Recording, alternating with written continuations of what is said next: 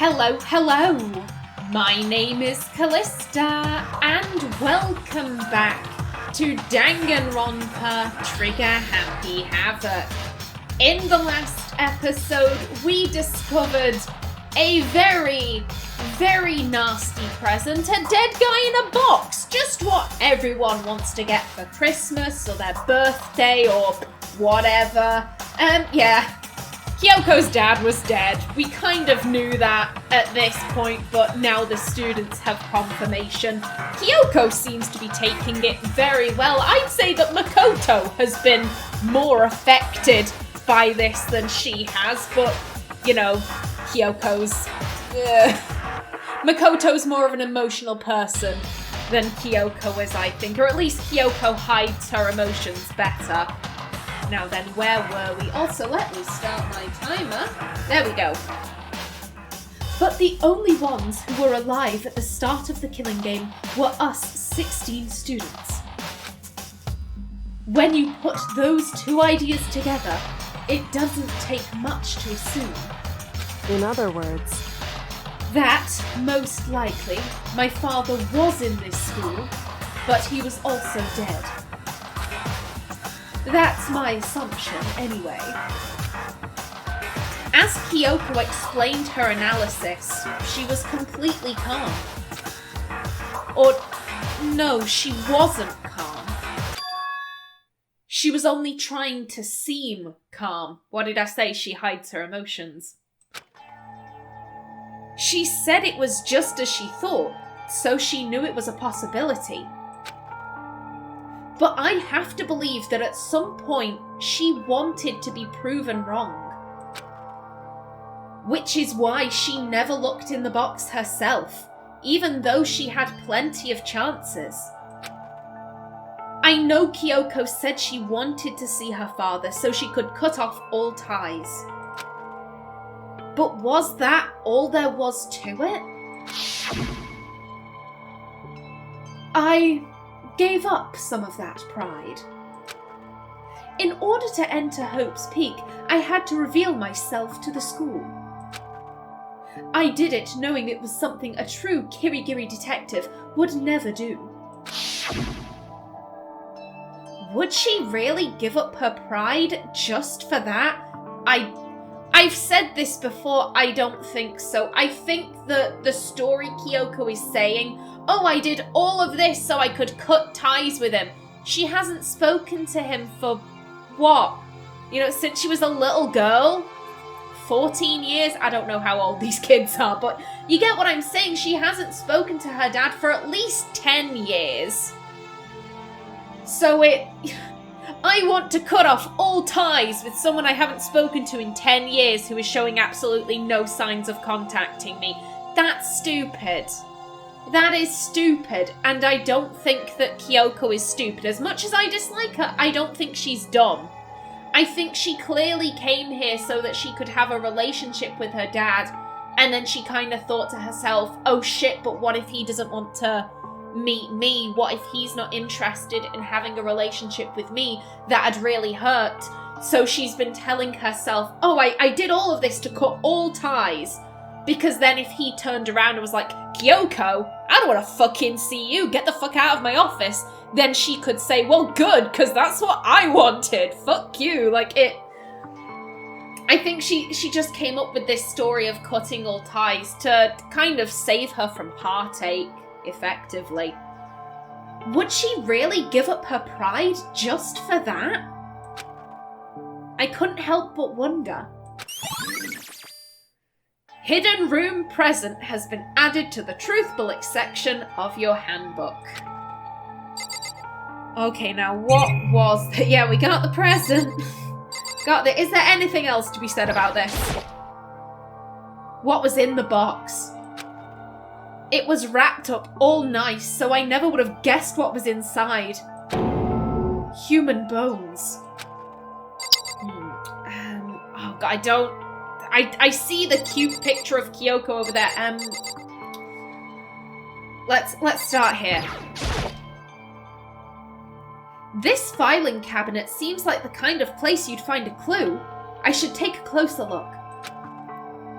But I don't think Kyoko would like some stranger like me touching her dad's stuff.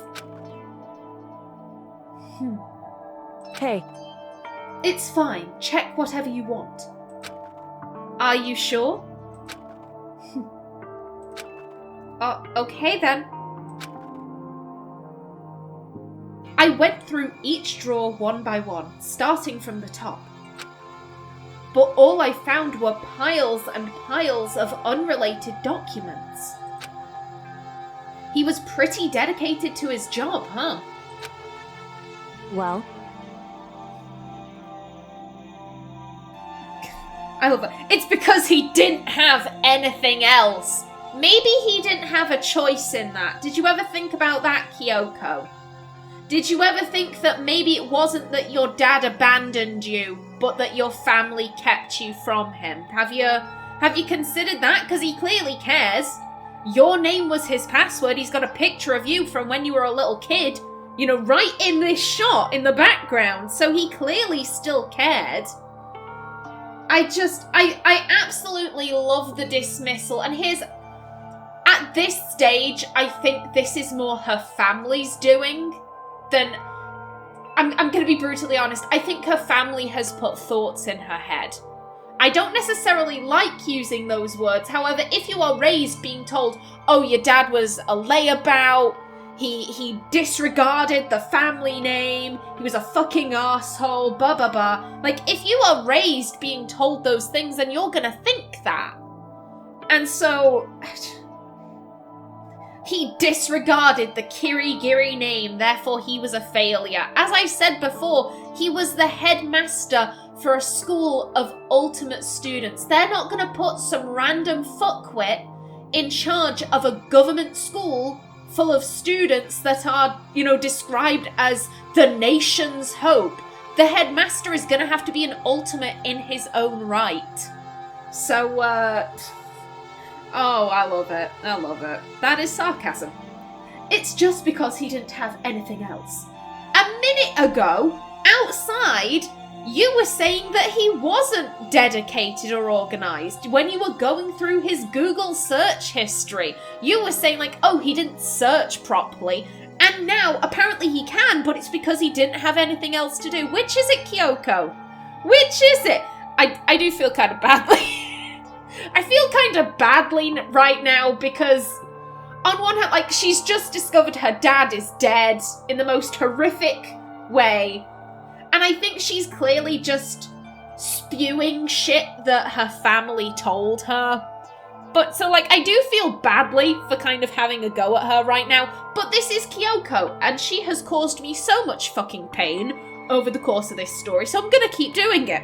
I don't care. I'm gonna keep doing it. I will feel badly. I will deal with the guilt, because the guilt is better than annoyance. He could have inherited our family business, our legacy. Instead, he left it all behind. Maybe because he didn't want that, Kyoko. And isn't family supposed to want the best for each other? Isn't family supposed to want, you know, the members to be happy? Now,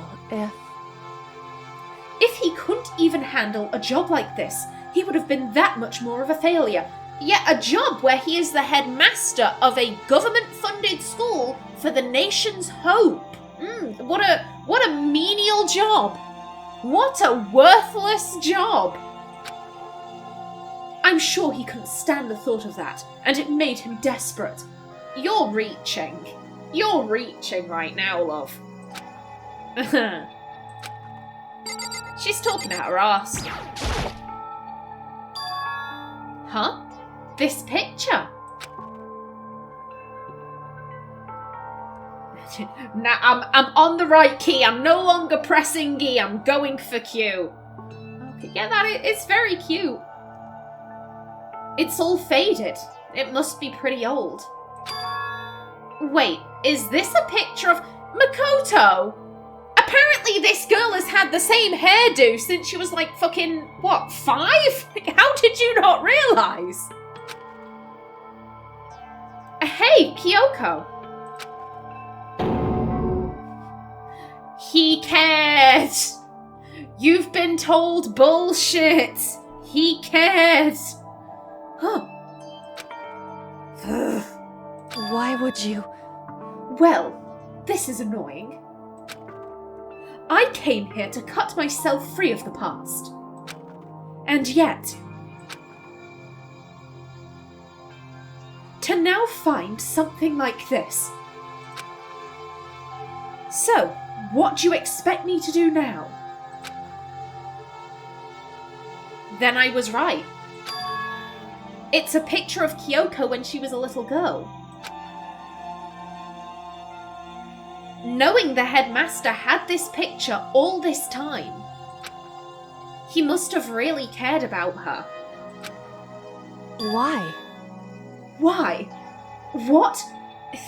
Here's the thing, now she's gonna have to deal with the turmoil of everything I thought I knew about him. I made all of these assumptions about this man, and clearly they've all been proven wrong.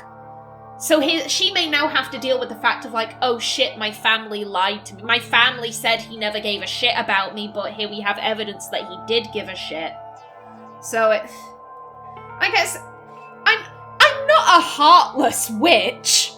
I am capable of feeling sorry, for feeling badly for a character that I thoroughly despise, and I do feel badly for her in this situation, but as I said, she's just caused me so much frustration that I'm like, I feel badly for you. I still think you're a bitch, though. Why? What? I wanted to face him and tell him myself, to cut him out of my life for abandoning me. That's the whole reason I came here. And now he's abandoned me again. Bitch, he died! He got murdered! That's not his fault! And this time, he even stole the only opportunity I had to move on. I think she's focusing on herself here because... How do I put it? Again, I think she's trying to like, oh, he did this to me. I'm the victim here. I'm the victim because if I'm not the victim, then he's the victim. And I have spent all of this time hating him. And if he's the victim in all of this, then I'm a shitty person. And I don't think she wants to deal with that. I don't think she can handle being the shitty person to someone that she thought hurt her. Does that make any sense?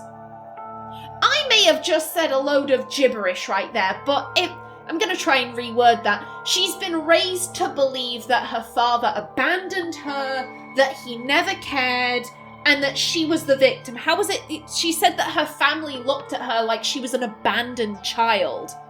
Which, if you're thinking about it, her family looked at her like she was an abandoned child.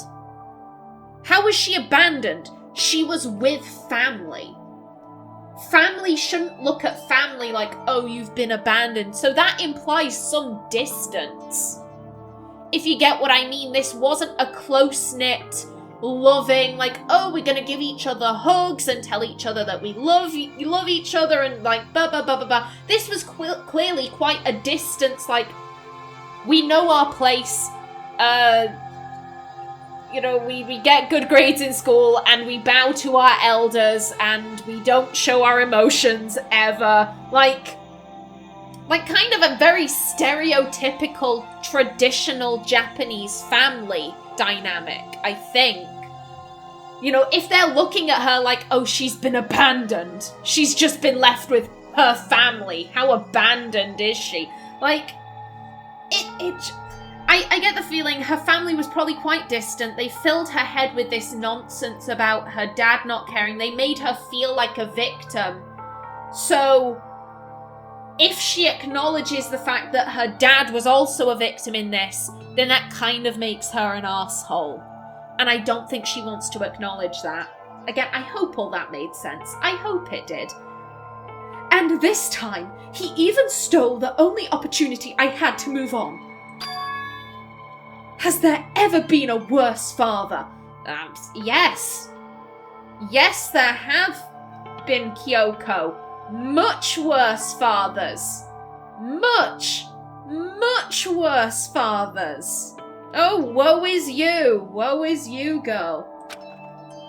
Kyoko. Photo of Kyoko and headmaster has been added to the Truth Bullet section of your handbook. And now we have this. The headmaster's desk. It's probably hiding some kind of clue, so I really want to check it out, but I really don't want to touch Kyoko's dad's desk without her permission. Hey. Don't worry about me. Feel free to look around as much as you like. Are you sure? Because... Never let anything get in the way of the investigation. I don't. And that's kind of the problem. That's kind of the problem. She never once thought about Chihiro. She never once thought about them having any kind of respect or privacy in death. No, Chihiro ceased to be Chihiro. Chihiro was just a body. Who gives a shit about, their thoughts and feelings? And I said this at the time. Kyoko didn't need to get Sakura to touch Chihiro's penis. She really didn't. All she had to say was, Monokuma, our e-handbooks clearly have an assigned gender. What was Chihiro's assigned gender? And if Monokuma had said, I'm not going to tell you that, I'm going to be a bit of a bitch, then literally Kyoko could have said, okay, Byakuya, Sakura, Mondo, and Makoto, because Makoto's the main character, so he would have needed to be there. Us five, we're gonna go up to the murder scene, and I'm gonna show you something. And I'm only taking some of you because I think that Chihiro still, they've died, but they deserve to be treated with respect and decency. And if the entire student body had said, no, it's either all of us or none of us, at that point Kyoko could have gone, I've tried as hard as I could, I really tried to respect Chihiro in death, and everything has been stacked against me, we'll all go, and Sakura can touch up the body. I would have respected that. Because then she would have tried to be respectful, and she just didn't give a shit. It was the investigation, who cares about human emotions? And it just showed how little she cared about Chihiro. And it just showed a complete lack of respect for her fellow students. Yes, Chihiro was dead. Chihiro deserved respect. Chihiro was a good person who didn't deserve that. And like she says, never let anything get in the way of the investigation, because she sure as hell doesn't. Oh, okay then, if you don't mind. Starting from the top, I opened all the desk drawers and looked inside. I rummaged through each one, finding nothing but unrelated documents. But in the last drawer... Oh, hello, in case of emergency. Huh? Is this? It's an e-handbook, right? And it has a label on it that says, in case of emergency. I'd found some kind of emergency handbook in the headmaster's desk. Please tell me it's like a master key for the fucking e-handbook readers. Please, I want to look at shit. In other words... Yes! It's the MasterCard! A handbook with no limitations, given to the school's ultimate authority, the headmaster. I'm assuming that's what that is. I think you're probably right. It would seem... It might prove useful as we continue our investigation. Why don't you hold on to it? Huh? But Kyoko? I don't need it.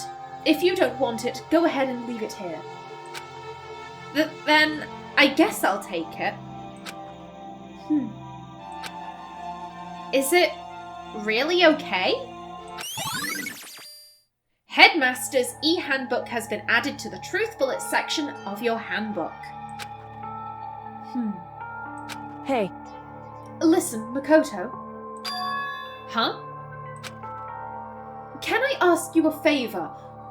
Bitch, you and your favors! A favor? What is it? so... I know it's completely unreasonable to ask you this. And I know it'll only inconvenience you that much more, but... if you gave a single shit about Makoto, considering everything you just said, then you wouldn't ask him to do it, and you'd do it yourself. Hey, Could you leave? Huh? correct. Just for a little while. I'd just like to be alone for a bit. Happily! Happily! I've spent so many episodes with you. I would really like to leave. Kyoko. Don't worry, I'm fine. I just need to calm down a little. Just a second. I need to get my emotions in order. You know, Kyoko, you told me before about this relationship you had with your dad. How you're only connected by blood, not by heart and soul. But maybe that picture motivated him. Maybe he hoped to see me again someday. Is that what you were going to say? If so, it's just a theory. And how many times have you been working on theory alone during this entire school life, Kyoko?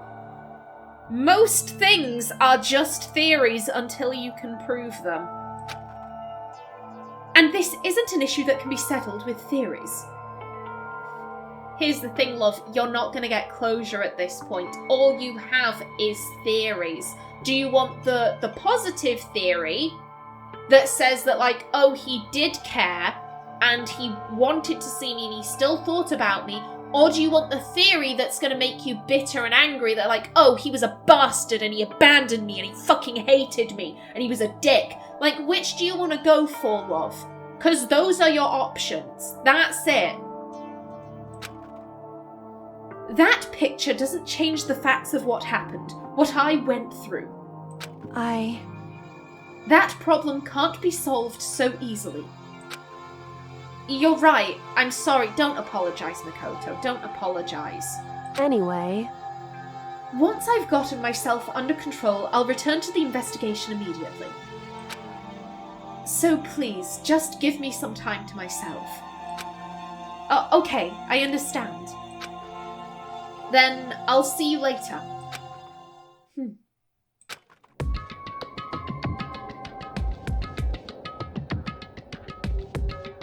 Is she really okay?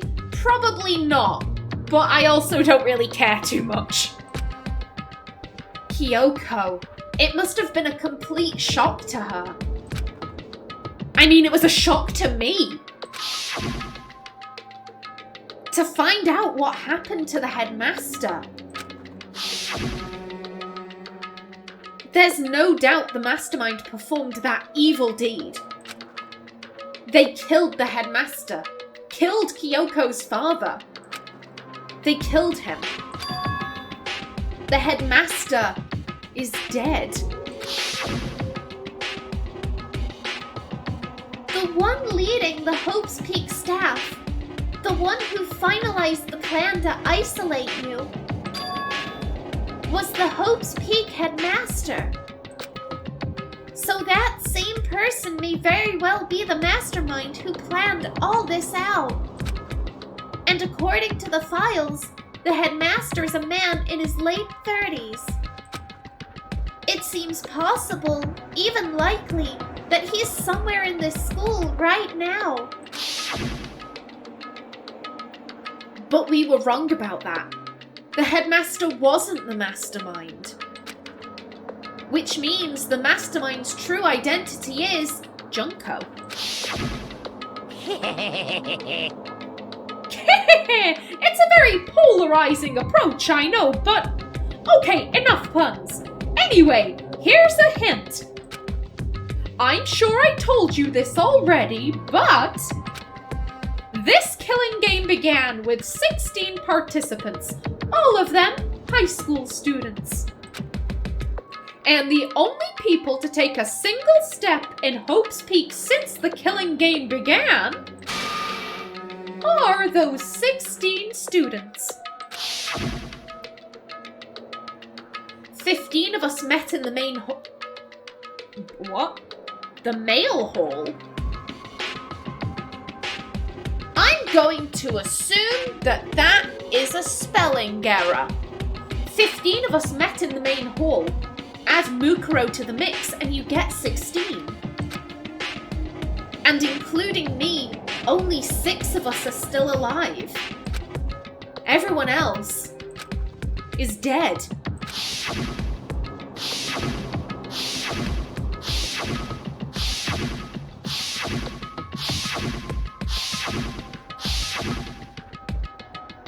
Even Mukuro. Even she's undeniably dead. So the ones still left alive are me, Byakuya, Hiro, Toko, Hina, and Kyoko. Only those 6 people are still alive. Junko's alive. Junko's alive. There was a switcheroo. There was a disguise. You never met her, but we're gonna get you there, Makoto. We are going to get you there, because I swear down it has to be Junko. Junko is the only person that makes sense. Then there's no question. Wait, no, that can't be. I refuse to believe it. There has to be some other way. There just has to be.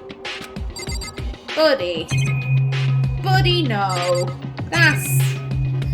No. Makoto really is very intent on just burying his head in the sand and not thinking logically. Oh, bud. Now then, where was... oh god, where was it? Where was it? Was it... It was the room with the giraffe. There we go. This place. Now that we have a master lock for the card readers, we can look in these. Okay, so can I think he said he wouldn't be able to get into these ones. 1 second. Bless me, flipping it. Oof. Okay, I'm fine. Remember to cut that out. I can't imagine any way to get this locker open. I'm not even gonna bother trying. Okay, yeah.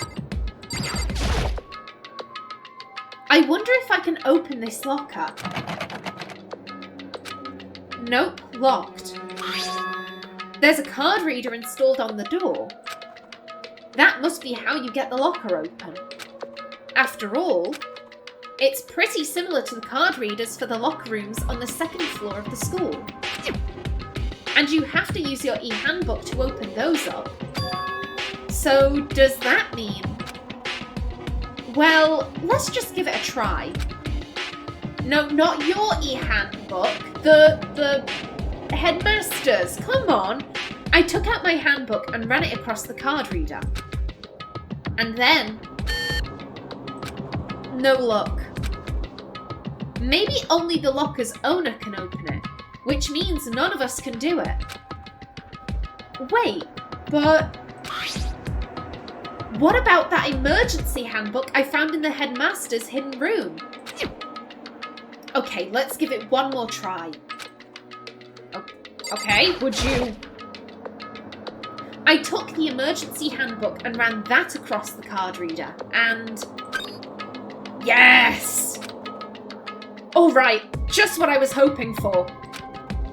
Now, let's see what we've got inside.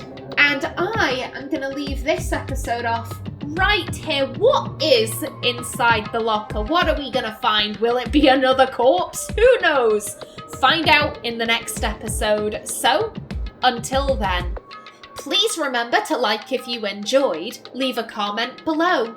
And if you wanted to subscribe, it would be very much appreciated. I've been Callista. Thanks for watching and see you in the next episode.